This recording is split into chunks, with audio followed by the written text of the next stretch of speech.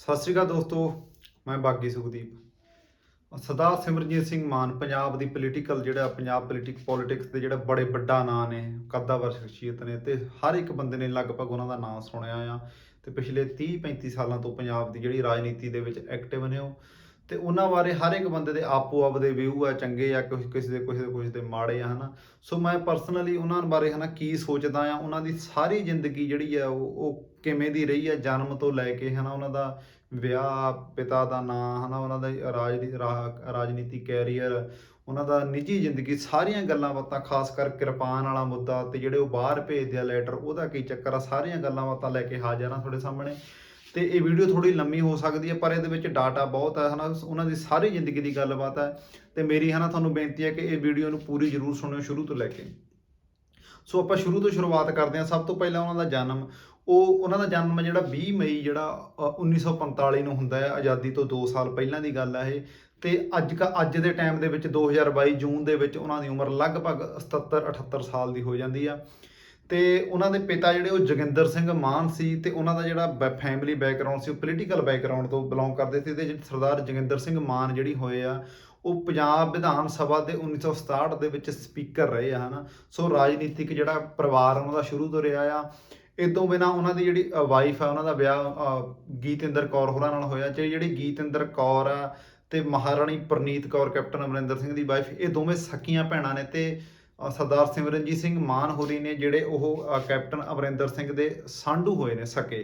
ਠੀਕ ਹੈ ਜੀ। ਜਿਹੜੇ ਕੈਪਟਨ ਅਮਰਿੰਦਰ ਸਿੰਘ ਪੰਜਾਬ ਦੇ ਸਾਬਕਾ ਮੁੱਖ ਮੰਤਰੀ, ਉਹ ਤੇ ਉਹਨਾਂ ਦੀ ਵਾਈਫ ਮਹਾਰਾਣੀ ਪ੍ਰਨੀਤ ਕੌਰ ਤੇ ਸਿਮਰਨਜੀਤ ਸਿੰਘ ਮਾਨ ਦੀ ਵਾਈਫ ਜਿਹੜੀ ਆ ਗੀਤਿੰਦਰ ਕੌਰ, ਇਹ ਸਕੀਆਂ ਭੈਣਾਂ ਨੇ। ਤੇ ਇਦੋਂ ਮੇਰਾ ਸਰਦਾਰ ਮਾਨ ਦੇ 3 ਬੱਚੇ ਆ। ਇਮਾਨ ਸਿੰਘ ਮਾਨ ਬੇਟਾ ਉਹਨਾਂ ਦਾ ਪੁੱਤ ਆ, ਤੇ 2 ਬੱਚੀਆਂ ਨੇ, ਪਵਿੱਤ ਕੌਰ ਤੇ ਨਾਨਕੀ ਕੌਰ। ਪਵਿੱਤ ਕੌਰ ਹੋਰਾਂ ਨੇ ਇੱਕ ਕਿਤਾਬ ਲਿਖੀ ਹੈ, ਚੁਰਾਏ ਗਏ ਬਾਰੇ, ਜਿਹਦੇ ਵਿੱਚ ਸਿਮਰਨਜੀਤ ਸਿੰਘ ਮਾਨ ਦੀ ਜ਼ਿੰਦਗੀ ਬਾਰੇ ਉਹਨਾਂ ਨੇ ਕਾਫੀ ਕੁਝ ਲਿਖਿਆ ਆ, ਆਪ ਦੀ ਜ਼ਿੰਦਗੀ ਬਾਰੇ। ਤੇ ਉਹ ਤੁਸੀਂ ਪੜ੍ਹ ਸਕਦੇ ਹੋ ਉਹਨਾਂ ਬਾਰੇ ਜ਼ਿਆਦਾ ਜਾਣਨ ਲਈ। ਉਦੋਂ ਬਾਅਦ ਆਪਾਂ ਉਹਨਾਂ ਦੀ ਜ਼ਿੰਦਗੀ ਬਾਰੇ ਗੱਲਬਾਤ ਕਰਦੇ ਹਾਂ। 1967 ਦੇ ਵਿੱਚ ਜਿਹੜੇ ਸਰਦਾਰ ਸਿਮਰਨਜੀਤ ਸਿੰਘ ਮਾਨ ਹੈ, ਉਹ ਪੁਲਿਸ ਦੇ ਵਿੱਚ ਭਰਤੀ ਹੁੰਦੇ ਆ, ਤੇ 1967 ਤੋਂ ਬਾਅਦ ਵੀ ਉਦੋਂ 22 ਸਾਲ ਉਮਰ ਸੀ ਉਹਨਾਂ ਦੀ ਜਦੋਂ ਪੁਲਿਸ ਦੇ ਵਿੱਚ ਭਰਤੀ ਹੁੰਦੇ ਆ। ਉਦੋਂ ਬਾਅਦ ਉਹਨਾਂ ਨੇ ਪੜ੍ਹਨ ਨੂੰ ਸ਼ੁਰੂ ਤੋਂ ਕਾਫੀ ਹੁਸ਼ਿਆਰ ਸੀਗੇ। BA ਉਹ ਪਹਿਲਾਂ ਉਹਨਾਂ ਨੇ ਸ਼ਿਮਲੇ ਦੇ ਵਿੱਚ ਜਨਮ ਹੁੰਦਾ ਮਾਨ ਸਾਹਿਬ ਦਾ, ਤੇ ਪਹਿਲਾਂ ਸ਼ਿਮਲੇ 'ਚ ਪੜ੍ਹੇ। ਉਦੋਂ ਬਾਅਦ ਚੰਡੀਗੜ੍ਹ ਕਾਲਜ ਦੇ ਵਿੱਚ ਆ ਕੇ ਉਹਨਾਂ ਨੇ BA ਕੀਤੀ ਆ। ਉਦੋਂ ਕੀ ਹੁੰਦਾ ਸੀ ਕਿ ਜਿਹੜੇ ਬ੍ਰਾਈਟ ਸਟੂਡੈਂਟ, ਬ੍ਰਿਲੀਅੰਟ ਸਟੂਡੈਂਟ ਹੁੰਦੇ ਸੀ ਕਿਸੇ ਸਬਜੈਕਟ ਦੇ ਵਿੱਚ, ਉਹਨੂੰ 골ਡ ਮੈਡਲ ਦਿੱਤਾ ਜਾਂਦਾ ਸੀ। BA ਦੇ ਦੌਰਾਨ ਸਰਦਾਰ ਸਿਮਰਨਜੀਤ ਸਿੰਘ ਮਾਨ ਹੋਰਾਂ ਨੇ ਹਿਸਟਰੀ ਦੇ ਵਿੱਚ, ਰਿਲੀਜਨ ਦੇ ਵਿੱਚ ਤੇ ਪੋਲੀਟੀਕਲ ਸਾਇੰਸ ਦੇ ਵਿੱਚ, ਇਹਨਾਂ ਦੇ ਵਿੱਚ 골ਡ ਮੈਡਲ ਜਿੱਤੇ ਹੋਏ ਆ। ਉੱਥੇ 골ਡ ਮੈਡਲਿਸਟ ਵੱਜਦੇ ਸੀ, ਤੇ ਉਹਨਾਂ ਦੀ ਪੜ੍ਹਾਈ ਦੇ ਵਿੱਚ ਵਧੀਆ ਸੀ ਹੱਥ।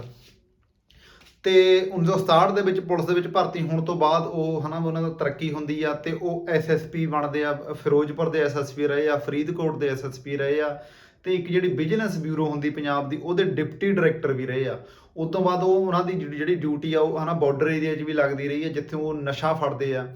ਤੇ ਜਿਹੜਾ ਸਰਕਾਰੀ ਡਾਟਾ ਆ ਉਹਦੇ ਮੁਤਾਬਿਕ 7403 ਬੰਦੇ, 7403 ਇੰਨੇ ਲੋਕ ਉਹਨਾਂ ਦੇ ਸਿਮਰਨਜੀਤ ਸਿੰਘ ਮਾਨ ਦੇ ਅੰਡਰ ਜਿਹੜੇ ਨਸ਼ਾ ਤਸਕਰ ਫੜੇ ਗਏ ਆ। ਮਤਲਬ ਐਡੇ ਸਟ੍ਰਿਕਟਲੀ ਜਿਹੜੇ ਉਹ ਫੋਲੋ ਕਰਦੇ ਸੀ। ਉਦੋਂ ਬਾਅਦ ਉਹ ਟਾਈਮ ਟੂ ਟਾਈਮ ਬੋਲਦੇ ਵੀ ਰਹਿੰਦੇ ਸੀ ਸਰਕਾਰ ਦੇ ਖਿਲਾਫ, ਜੇ ਸਰਕਾਰ ਗਲਤ ਕੰਮ ਕਰਦੀ ਹੈ। 1981 ਦੇ ਵਿੱਚ ਜਿਹੜੇ ਸਰਦਾਰ ਦਰਬਾਰਾ ਸਿੰਘ ਗੁਰੂ ਹੋਏ ਆ, ਮੁੱਖ ਮੰਤਰੀ ਸੀ ਪੰਜਾਬ ਦੇ, ਉਹਨਾਂ ਨੇ ਪੀਸਫੁਲੀ ਜਿਹੜੀ ਪ੍ਰੋਟੈਸਟ ਕਰ ਰਹੇ ਲੋਕਾਂ ਤੇ ਜਿਹੜਾ ਲਾਠੀਚਾਰਜ ਜਾਂ ਹਮਲਾ ਕਰਵਾਤਾ ਸੀ। ਤੇ ਸਰਦਾਰ ਸਿਮਰਨਜੀਤ ਸਿੰਘ ਮਾਨ ਹੋਰਾਂ ਨੇ ਸ਼ਰੇਆਮ ਉਹਨਾਂ ਦੇ ਵਿਰੁੱਧ ਬੋਲਿਆ ਸੀ ਕਿ ਤੂੰ ਇਹ ਗਲਤ ਕੀਤਾ ਪੰਜਾਬ ਦੇ ਮੁੱਖ ਮੰਤਰੀ ਦੇ ਖਿਲਾਫ। ਉਦੋਂ ਬਾਅਦ 1984 ਵਾਪਰਦੀ ਆ। 1 ਤੋਂ 6 ਜੂਨ ਤੱਕ ਭਾਰਤ ਸਰਕਾਰ ਜਿਹੜਾ ਸਿੱਖਾਂ ਦੇ ਦਿਲ ਕਹਿ ਸਕਦੇ ਆ, ਜਿਹੜਾ ਹਰਿਮੰਦਰ ਸਾਹਿਬ ਤੇ ਅਟੈਕ ਕਰਦੇ ਆ।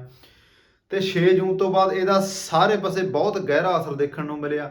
ਤੇ 18 ਜੂਨ 1984 ਨੂੰ, ਮਤਲਬ 12 ਦਿਨ ਬਾਅਦ, 12-15 ਦਿਨਾਂ ਬਾਅਦ, ਸਰਦਾਰ ਸਿਮਰਨਜੀਤ ਸਿੰਘ ਮਾਨ ਆ ਜਿਹੜੇ ਪੰਜਾਬ ਪੁਲਿਸ ਤੋਂ ਅਸਤੀਫਾ ਦੇ ਦਿੰਦੇ ਆ।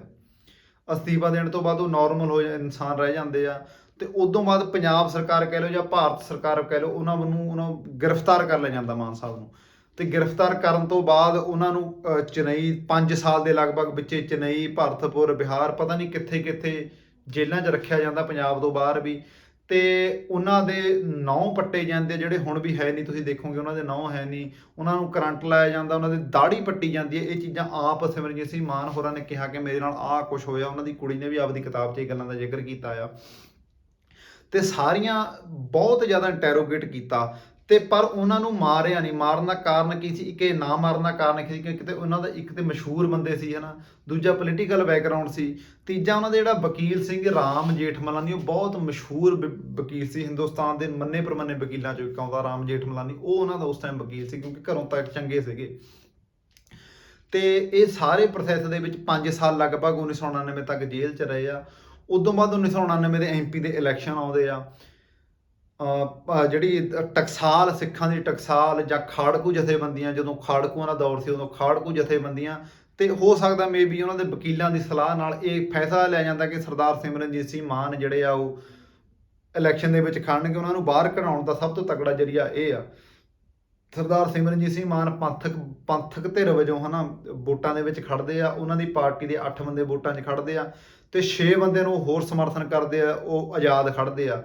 ਤੇ ਉਹ 1999 ਦੀਆਂ ਇਲੈਕਸ਼ਨ ਹੁੰਦੀਆਂ ਤੇ ਸਰਦਾਰ ਸਿਮਰਨਜੀਤ ਸਿੰਘ ਮਾਨ ਜਿੱਤਦੇ ਆ। ਉਹਨਾਂ ਨਾਲ ਅਤਿੰਦਰਪਾਲ ਸਿੰਘ ਤੇ ਜਿਹੜੀ ਬੀਬੀ ਬਿਮਲ ਕੌਰ ਖਾਲਸਾ, ਜਿਹੜੇ ਸ਼ਹੀਦ ਭਾਈ ਬੇਅੰਤ ਸਿੰਘ ਹੋਏ ਜਿਹਨੇ ਇੰਦਰਾ ਗਾਂਧੀ ਦਾ ਗੋਲੀਆਂ ਮਾਰ ਕੇ ਕਤਲ ਕੀਤਾ ਸੀ, ਉਹ ਉਹਨਾਂ ਦੀ ਵਾਈਫ ਬਿਮਲ ਕੌਰ ਤੇ ਜਥੇਦਾਰ ਧਿਆਨ ਸਿੰਘ ਮੰਡ, ਜਿਹੜੇ ਧਿਆਨ ਸਿੰਘ ਮੰਡ ਹੋਰੀ ਜਥੇਦਾਰ ਨੇ ਹੁਣ ਅੱਜ ਕੱਲ੍ਹ, ਉਹ ਸਾਰੇ ਬੰਦੇ ਜਿੱਤਦੇ ਆ ਉਦੋਂ 1999 ਦੇ ਇਲੈਕਸ਼ਨ ਦੇ ਵਿੱਚ।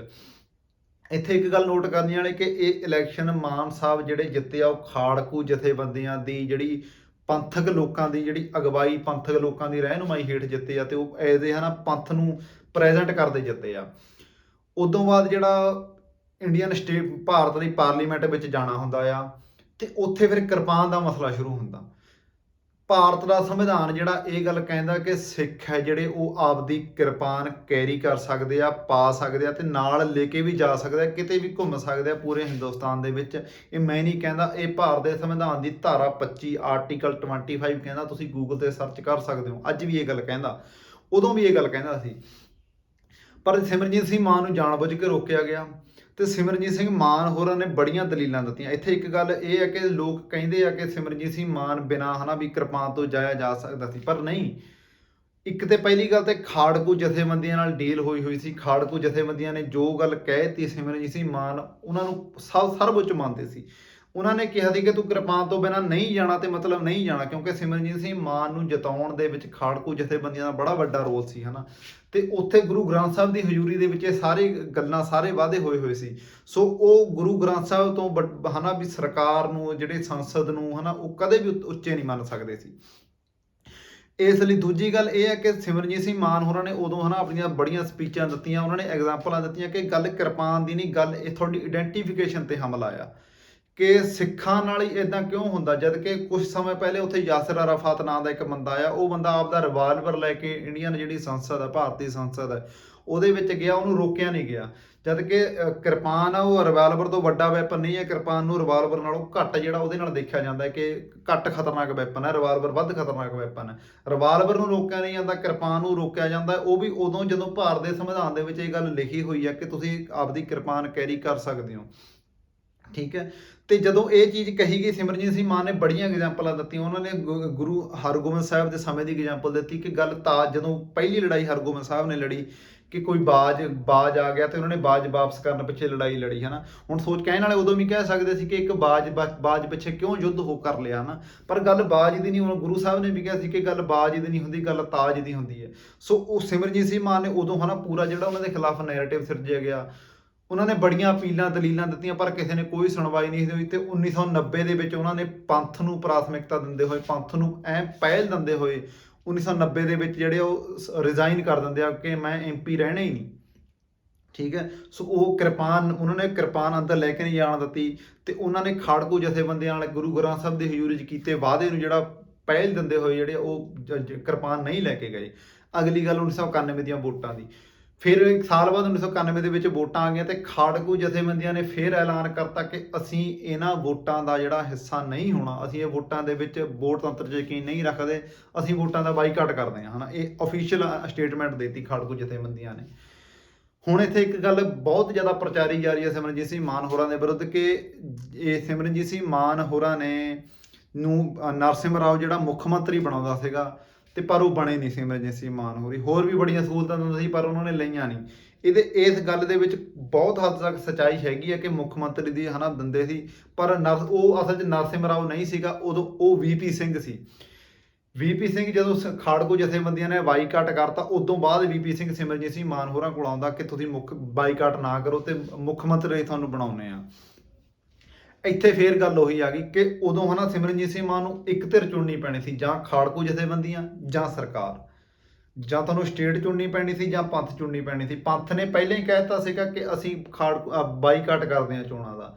ਜੇ ਸਿਮਰਨਜੀਤ ਸਿੰਘ ਮਾਨ ਮੁੱਖ ਮੰਤਰੀ ਬਣਦੇ ਆ ਤਾਂ ਉਹ ਪੰਥ ਦੇ ਵਿਰੁੱਧ ਹੋ ਜਾ ਕੇ ਖੜਦੇ ਆ ਹਨਾ। ਸੋ ਉਹਨਾਂ ਨੇ ਉਦੋਂ ਵੀ ਪੰਥ ਨੂੰ ਪਿੱਠ ਨਹੀਂ ਦਿਖਾਈ ਤੇ ਚੋਣਾਂ ਦਾ ਬਾਈਕਾਟ ਦਾ ਪੂਰਨ ਤੌਰ ਤੇ ਸਮਰਥਨ ਕੀਤਾ ਤੇ ਮੁੱਖ ਮੰਤਰੀ ਦੀ ਪਦਵੀ ਨੂੰ ਠੋਕਰ ਮਾਰੀ ਆ ਹਨਾ। ਇਹ 1991 ਦੀ ਗੱਲ ਆ। ਉਦੋਂ ਬਾਅਦ ਚਲੋ ਸਮਾਂ ਲੰਘਿਆ, ਬੇਅੰਤ ਸਿੰਘ ਮੁੱਖ ਮੰਤਰੀ ਬਣਿਆ, ਬੜਾ ਪੰਜਾਬ ਦਾ ਘਾਣ ਹੋਇਆ। ਸਮਾਂ ਫੇਰ ਲੰਘਿਆ, 1999 ਦੇ ਵਿੱਚ ਜਿਹੜੀ ਆ ਸਿਮਰਨਜੀਤ ਸਿੰਘ ਮਾਨ ਆ ਦੁਬਾਰਾ ਜਿਹੜੇ ਆ MP ਚੁਣੇ ਜਾਂਦੇ ਆ ਸੰਗਰੂਰ ਤੋਂ। 1999 ਦੇ ਵਿੱਚ ਤਰਨਤਾਰਨ ਤੋਂ ਚੁਣੇ ਗਏ ਸੀ, 1999 ਦੇ ਵਿੱਚ ਜਿਹੜੇ ਆ ਉਹ ਸੰਗਰੂਰ ਤੋਂ ਜਿਹੜੀ ਇਲੈਕਸ਼ਨ ਜਿੱਤਦੇ ਆ। ਉਦੋਂ ਬਾਅਦ ਇਹਨਾਂ ਨੇ ਬੜੇ ਕੰਮ ਕੀਤੇ। ਅਗਲੇ 4-5 ਸਾਲਾਂ ਦੌਰਾਨ ਸਭ ਤੋਂ ਵਧੀਆ MP, ਸਭ ਤੋਂ ਵੱਧ ਬੋਲਣ ਵਾਲਾ MP, ਸਭ ਤੋਂ ਵੱਧ ਕੰਮ ਕਰਨ ਵਾਲਾ MP ਦਾ ਜਿਹੜਾ ਖਿਤਾਬ ਉਹ ਸਰਦਾਰ ਸਿਮਰਨਜੀਤ ਸਿੰਘ ਮਾਨ ਨੂੰ ਉਸ ਲੋਕ ਸਭਾ ਦੇ ਵਿੱਚ ਮਿਲਿਆ। ਸੰਗਰੂਰ ਦੇ ਵਿੱਚ ਉਦੋਂ ਮਾਲਵੇ ਦੇ ਵਿੱਚ ਪੀਣ ਵਾਲੇ ਪਾਣੀ ਦੀ ਬਹੁਤ ਜ਼ਿਆਦਾ ਸਮੱਸਿਆ ਸੀ, ਬਹੁਤ ਜ਼ਿਆਦਾ ਸਮੱਸਿਆ ਸੀ, ਕਿਉਂਕਿ ਹੁਣ ਤੇ ਬੋਰ ਹੋ ਗਏ, ਈਜ਼ੀ ਹੋ ਗਿਆ, ਪੀਣ ਵਾਲਾ ਪਾਣੀ ਮਿਲਦਾ ਆ। ਉਦੋਂ ਇੱਕ ਤੇ ਪਾਣੀ ਗੰਦਾ ਆਉਂਦਾ ਸੀ ਤੇ ਦੂਜਾ ਹਨਾ ਵੀ ਬੋਰ ਬੜੇ ਘੱਟ ਸੀ। ਸਰਦਾਰ ਸਿਮਰਨਜੀਤ ਸਿੰਘ ਮਾਨ ਨੇ ਆਪਦੇ 5 ਸਾਲਾਂ ਦੇ ਕਾਰਜਕਾਲ ਦੇ ਦੌਰਾਨ ਬਹੁਤ ਜ਼ਿਆਦਾ ਪਾਣੀ ਵਾਲੀ ਜਿਹੜੀਆਂ ਵੱਡੀਆਂ ਟੈਂਕੀਆਂ ਨੇ ਹਰ ਦੂਜੇ ਪਿੰਡ, ਹਰ ਤੀਜੇ ਪਿੰਡ ਪਾਣੀ ਵਾਲੀ ਟੈਂਕੀ ਜਿਹੜੀ ਆ ਉਹ ਲਵਾਈ ਤੇ ਬਹੁਤ ਹੱਦ ਤੱਕ ਜਿਹੜਾ ਉਹ ਪਾਣੀ ਦਾ ਮਸਲਾ, ਜਿਹੜਾ ਪੀਣ ਵਾਲੇ ਪਾਣੀ ਦਾ ਮਸਲਾ ਸੰਗਰੂਰ ਜ਼ਿਲ੍ਹੇ ਦਾ, ਉਹ ਸਰਦਾਰ ਸਿਮਰਨਜੀਤ ਸਿੰਘ ਮਾਨ ਹੋਰਾਂ ਨੇ ਹੱਲ ਕੀਤਾ ਸੀ। ਇਦੋਂ ਬਿਨਾਂ ਆਪਦੇ ਮੂੰਹੋਂ ਉਹਨਾਂ ਨੇ ਇਹ ਗੱਲ ਕਹੀ ਸੀ ਕਿ 50,000 ਦੇ ਲਗਭਗ ਲੈਟਰ ਆ ਜਿਹੜੇ ਉਹ ਹਨਾ ਮੈਂ ਲਿਖ ਕੇ ਦਿੱਤੇ ਆ ਵੀ ਹਨਾ, ਤੇ ਉਦੋਂ ਬਾਅਦ 50,000 ਦੇ ਲਗਭਗ ਬੰਦੇ ਜਿਹੜੇ ਆ ਉਹਨਾਂ ਦੇ ਪਰਿਵਾਰਾਂ ਸਮੇਤ ਬਾਹਰ ਯੂਰਪ ਦੇ ਮੁਲਕਾਂ ਦੇ ਵਿੱਚ ਜਾਂ ਅਮਰੀਕਾ, ਕੈਨੇਡਾ, ਇੰਗਲੈਂਡ ਹਨਾ ਉੱਥੇ ਪੱਕੇ ਕਰਵਾਏ ਆ। ਤੇ ਇਹਦੇ ਬਾਰੇ ਮੈਂ ਡਿਟੇਲ ਦੇ ਵਿੱਚ ਅੱਗੇ ਗੱਲ ਕਰੂੰਗਾ। ਸੋ ਇਹ ਹਨਾ ਵੀ ਪੋਜ਼ਿਟਿਵ ਪੱਖ ਸੀ ਸਿਮਰਨਜੀਤ ਸਿੰਘ ਮਾਨ ਹੋਰਾਂ ਦੇ। ਤੇ ਹੁਣ ਮੈਂ ਕੁਝ ਗੱਲਾਂ ਦੂਜੇ ਐਂਗਲ ਤੋਂ ਕਰਦਾ ਜਿਹੜੀਆਂ ਮੈਨੂੰ ਲੱਗਦੀਆਂ, ਮੈਨੂੰ ਪਰਸਨਲੀ ਲੱਗਦਾ ਕਿ ਇਦਾਂ ਹੋ ਸਕਦਾ ਸੀ, ਬੈਟਰ ਹੋ ਸਕਦਾ ਸੀ। ਸਭ ਤੋਂ ਪਹਿਲਾਂ ਹਨਾ ਵੀ ਰੋਸਾ, ਇੱਕ ਗਿਲਾ ਸਿਮਰਨਜੀਤ ਸਿੰਘ ਮਾਨ ਹੋਰਾਂ ਨਾਲ ਮੈਨੂੰ ਨਿੱਜੀ ਤੌਰ ਤੇ ਇਹ ਹਮੇਸ਼ਾ ਰਹੂਗਾ ਕਿ ਉਹਨਾਂ ਨੇ ਆਪਦਾ ਕੇਡਰ ਨਹੀਂ ਜੇ ਖੜਾ ਕੀਤਾ ਹਨਾ। 30 ਸਾਲ ਹੋ ਗਏ ਪਾਰਟੀ 'ਚ ਬਣੀ ਨੂੰ, ਲਗਭਗ 28-30 ਸਾਲ ਹੋ ਗਏ ਹਨਾ ਵੀ ਉਹ ਇੰਨੇ ਸਮੇਂ 35 ਸਾਲ ਤੋਂ ਇੰਡੀਆ ਪੰਜਾਬ ਦੀ ਪੋਲੀਟਿਕਸ ਦੇ ਵਿੱਚ ਐਕਟਿਵ ਆ। ਅੱਜ ਵੀ ਸ਼੍ਰੋਮਣੀ ਅਕਾਲੀ ਦਲ ਅੰਮ੍ਰਿਤਸਰ ਦੇ ਵਿੱਚ ਤੁਸੀਂ ਸਿਮਰਨਜੀਤ ਸਿੰਘ ਮਾਨ ਤੋਂ ਬਿਨਾਂ ਕਿਸੇ ਵੱਡੇ ਬੰਦੇ ਦਾ ਨਾਂ ਨਹੀਂ ਲੈਂਦੇ, ਕਿਸੇ ਬੰਦੇ ਦਾ ਨਾਂ ਨਹੀਂ ਜਾਣਦੇ ਹਨਾ। ਉਹਨਾਂ ਨੂੰ ਪੰਥ ਨੂੰ ਪ੍ਰਾਥਮਿਕਤਾ ਦਿੰਦੇ ਹੋਏ, ਪੰਥ ਨੂੰ ਪਹਿਲ ਦਿੰਦੇ ਹੋਏ, ਜਿਹੜੇ ਬੰਦੇ ਪੰਥ ਪ੍ਰਤੀ ਵਧੀਆ ਸੋਚ ਰੱਖਦੇ ਸੀ ਉਹਨਾਂ ਨੂੰ ਆਪਦੇ ਨਾਲ ਜੋੜਨਾ ਚਾਹੀਦਾ ਸੀ। ਤੇ ਸਿਮਰਨਜੀਤ ਸਿੰਘ ਮਾਨ ਬਾਰੇ ਇੱਕ ਇਹ ਵੀ ਗੱਲ ਪ੍ਰਚਲਿਤ ਹੈ ਕਿ ਜਿਹੜੇ ਉਹ ਕਿਸੇ ਦੀ ਸੁਣਦੇ ਨਹੀਂ ਤੇ ਬੋਲ ਬਾਣੀ ਬੜੀ ਰੁੱਖੀ ਤੇ ਬੜੀ ਕੱਬੀ ਆ ਨਾ। ਇਹਦੇ ਬਾਰੇ ਮੈਂ ਤੁਹਾਨੂੰ ਇੱਕ ਐਗਜ਼ਾਮਪਲ ਦਿੰਦਾ ਕਿ ਅਮਰਤਪਾਲ ਸਿੰਘ ਮਹਿਰੋ ਹਨਾ ਵੀ ਜਿਨ੍ਹਾਂ ਨੇ ਪ੍ਰੋਡਿਊਸਰ DX ਕੁੱਟਿਆ ਸੀ, ਜੋ ਦਿੱਲੀ ਵੀ ਗਏ ਸੀ, ਉਹ ਬੜੇ ਹਨਾ ਚਰਚਿਤ ਚਿਹਰਾ ਆ ਅਮਰਤਪਾਲ ਸਿੰਘ ਮਹਿਰੋ। ਉਹ ਰੀਸੈਂਟਲੀ ਤਰਨਤਾਰਨ ਤੋਂ ਸਿਮਰਨਜੀਤ ਸਿੰਘ ਮਾਨ ਹੋਰਾਂ ਦੀ ਪਾਰਟੀ ਵੱਲੋਂ ਲੜੇ ਸੀ ਤੇ ਉਹਨਾਂ ਦੇ 2-3 ਪਰਚੇ ਹੋ ਗਏ ਸੀ ਉਹਨਾਂ ਤੇ ਉਹਨਾਂ ਦੇ ਸਾਥੀਆਂ ਤੇ, ਉਹਨਾਂ ਨੂੰ ਜ਼ਮਾਨਤ ਵੀ ਦੇਣੀ ਪੈਣੀ ਸੀ। ਉਹ ਕਹਿੰਦੇ ਵੀ ਸਿਮਰਨਜੀਤ ਸਿੰਘ ਮਾਨ ਕੋਲੇ ਆਏ।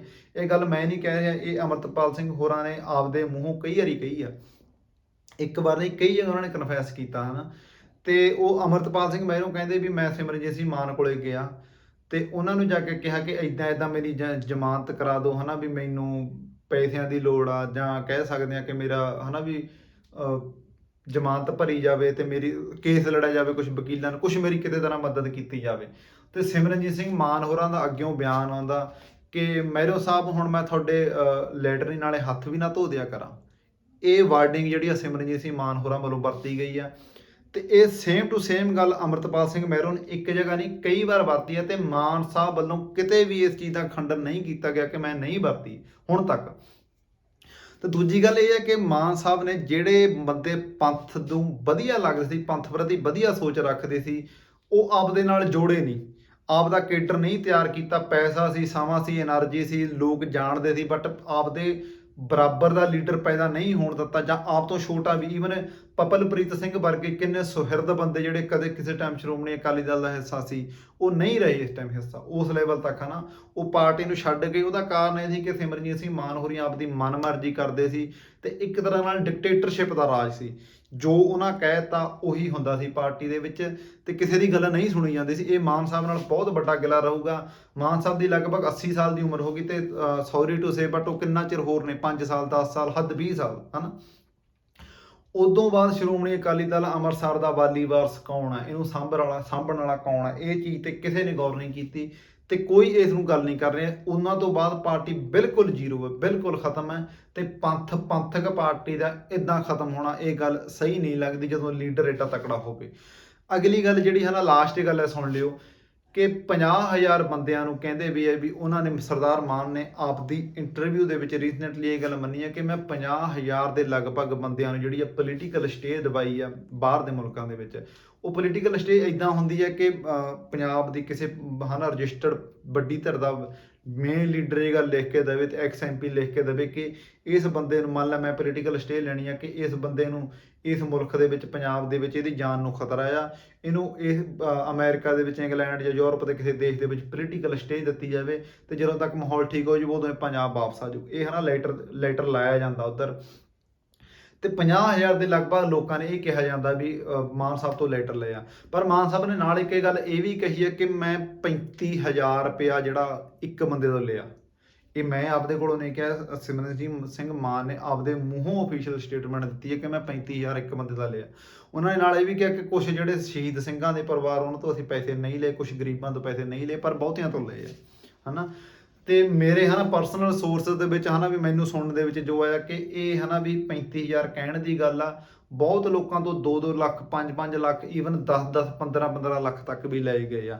ਉਹ ਪੈਸੇ ਜਿਹੜੇ ਲਏ ਗਏ ਆ ਉਹ ਵੀ ਉਹਨਾਂ ਦੇ ਵਿਚੋਲਿਆਂ ਦੁਆਰਾ ਲਏ ਗਏ ਆ। ਇਹ ਵੀ ਹੋ ਸਕਦਾ ਕਿ ਵੀ ਇੱਕ ਐਂਗਲ ਇਹ ਵੀ ਆ ਕਿ ਜਿਹੜੇ ਬੰਦਿਆਂ ਨੇ ਉਹਨਾਂ ਨੂੰ ਮਾਨ ਸਾਹਿਬ ਸਟੇ ਲੈਣ ਵਾਲਿਆਂ ਨੂੰ ਮਾਨ ਸਾਹਿਬ ਨਾਲ ਮਿਲਾਇਆ, ਉਹਨਾਂ ਨੇ ਪੈਸੇ ਖਾ ਲਏ ਹੋਣ, ਜਾਂ ਜਿਹੜੇ ਥੱਲੇ ਲੀਡਰ ਜਿਹੜੇ ਚੋਣਾਂ ਲੜਦੇ ਆ ਉਹਨਾਂ ਨੇ ਖਾ ਲਏ ਹੋਣ, ਇਹ ਪਤਾ ਨਹੀਂ। ਪਰ ਕਿਤੇ ਨਾ ਕਿਤੇ ਬਹੁਤ ਜ਼ਿਆਦਾ ਪੈਸੇ ਇਕੱਠੇ ਕੀਤੇ ਗਏ ਤੇ ਉਹ ਪੈਸੇ ਗਏ ਕਿੱਥੇ? ਜੇ ਤੁਸੀਂ 50,000 ਨੂੰ 35,000 ਨਾਲ ਗੁਣਾ ਕਰ ਦਿਓ ਤਾਂ ਵੀ 200-300 ਕਰੋੜ ਮੇਰੇ ਖਿਆਲ 'ਚ ਬਣ ਜਾਂਦਾ ਡਾਟਾ। ਉਹ ਪੈਸੇ ਗਏ ਤੇ ਗਏ ਕਿਤੇ, ਕਿਉਂਕਿ ਸਿਮਰਨਜੀਤ ਸਿੰਘ ਮਾਨ ਵੱਲੋਂ ਇਹ ਵੀ ਕਿਹਾ ਗਿਆ ਕਿ ਪੈਸੇ ਜਿਹੜੇ ਆ ਵੋਟਾਂ ਦੇ ਵਿੱਚ ਖਰਚ ਹੋ ਗਏ। ਪਰ ਜਿੱਥੇ ਤੱਕ ਮੈਂ ਜਾਣਦਾ, ਵੋਟਾਂ ਦੇ ਵਿੱਚ ਜਿਹੜੇ ਸਿਮਰਨਜੀਤ ਸਿੰਘ ਮਾਨ ਹੋਰਾਂ ਵੱਲੋਂ ਫੜਦੇ ਆ, ਉਹ ਨਾ ਕੋਈ ਦਾਰੂ ਵੰਡਦੇ ਆ, ਨਾ ਕੋਈ ਨਸ਼ਾ ਵੰਡਦੇ ਆ, ਸਿਰਫ ਪੋਸਟਰਾਂ ਤੇ ਤੇਲ ਖਰਚਾ ਆਉਂਦਾ। ਉਹ ਸਾਰੇ ਕੈਂਡੀਡੇਟ ਜਿਨ੍ਹਾਂ ਨੂੰ ਮੈਂ ਪਰਸਨਲੀ ਜਾਣਦਾ, ਉਹ ਸਾਰੇ ਕੈਂਡੀਡੇਟ ਆਪ ਦਾ ਖਰਚਾ ਆਪ ਕਰਦੇ ਆ। ਸਿਮਰਨਜੀਤ ਸਿੰਘ ਮਾਨ ਹੋਰਾਂ ਨੇ ਇਹ ਵੀ ਕਿਹਾ ਕਿ ਮੈਂ ਆਪਦੇ ਬੰਦਿਆਂ ਨੂੰ ਤਨਖਾਹਾਂ ਦਿੰਦਾ, ਉਹ ਤਨਖਾਹਾਂ ਵਾਲੇ ਬੰਦੇ ਕੌਣ ਨੇ, ਕਿੱਥੋਂ ਆਏ ਨੇ, ਇਹ ਪਤਾ ਨਹੀਂ ਵੀ ਕਿਹੜੇ ਪਾਰਟੀ ਵਰਕਰਾਂ ਨੂੰ ਤਨਖਾਹ ਦਿੰਦੇ। ਮੈਂ ਕਿਸੇ ਨੂੰ ਨਿੱਜੀ ਤੌਰ 'ਤੇ ਨਹੀਂ ਜਾਣਦਾ ਕਿ ਸਿਮਰਨਜੀਤ ਸਿੰਘ ਮਾਨ ਨੇ ਕਿਸੇ ਬੰਦੇ ਨੂੰ ਤਨਖਾਹ ਦੇ ਰੱਖਿਆ ਹੋਵੇ ਪਾਰਟੀ ਵਰਕਰ ਨੂੰ, ਪਾਰਟੀ ਦਾ ਕੰਮ ਕਰਨ ਵਾਸਤੇ, ਸੋ ਇਹ ਸਵਾਲ ਸਿਮਰਨਜੀਤ ਸਿੰਘ ਮਾਨ ਤੇ ਉੱਠਦੇ ਰਹੇ ਆ। ਸੋ ਇਹ ਪੂਰੀ ਜਿਹੜੀ ਡਾਟਾ, ਪੂਰੀ ਜਾਣਕਾਰੀ ਜਿਹੜੀ ਆ ਵੀ ਉਹ ਵੀ ਤੁਹਾਡੇ ਨਾਲ ਮੈਂ ਸਾਂਝੀ ਕੀਤੀ ਹੈ ਸਿਮਰਨਜੀਤ ਸਿੰਘ ਮਾਨ ਦੀ ਜ਼ਿੰਦਗੀ ਬਾਰੇ। ਗੱਲਾਂ ਮੇਰੇ ਕੋਲ ਹੋਰ ਵੀ ਬਹੁਤ ਸੀ, ਪਰ ਉਦੋਂ ਵੀਡੀਓ ਲੰਮੀ ਬਹੁਤ ਹੋ ਜਾਣੀ ਸੀ। ਹੋ ਸਕਦਾ ਮੈਂ ਗਲਤ ਹੋਵਾਂ, ਕੁਝ ਫੈਕਟ ਹੋ ਸਕਦਾ ਮੇਰੇ ਗਲਤ ਹੋਣ, ਤੁਸੀਂ ਮੈਨੂੰ ਸਹੀ ਕਰ ਸਕਦੇ ਹੋ। ਆਪਦੇ ਕਮੈਂਟ, ਆਪਦੇ ਵਿਚਾਰ ਜਿਹੜੇ ਆ ਜ਼ਰੂਰ ਦੱਸਿਓ ਤੇ ਮੇਰਾ ਚੈਨਲ ਨੂੰ ਸਬਸਕ੍ਰਾਈਬ ਕਰਿਓ। ਅੱਗੇ ਤੋਂ ਮੈਂ ਭਵਿੱਖ ਦੇ ਵਿੱਚ ਬਹੁਤ ਵਧੀਆ ਹੋਰ ਤਰ੍ਹਾਂ ਦੀ ਵੀਡੀਓ ਲੈ ਕੇ ਤੁਹਾਡੇ ਨਾਲ ਹਾਜ਼ਰ ਹੋਵਾਂਗਾ। ਧੰਨਵਾਦ।